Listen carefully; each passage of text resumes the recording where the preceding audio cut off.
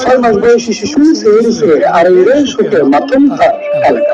ইতিমধ্যে শুধু তার পরিবার নয়, পার্শ্ববর্তী মানুষজনও সুখে একেবারে নিস্তব্ধ।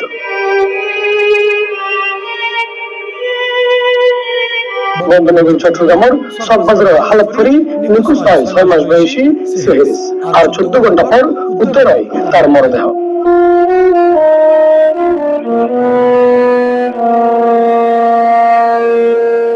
এপ্রিলের 19 তারিখ শনিবার সকাল 10টায় দুর্ঘটনার স্থলতল প্রায় 2 কিলোমিটার দূরে নিজবারের হাসাহাসি জায়গায় সাতটায় হালত এই শিশুর মৃতদেহ পাওয়া যায়।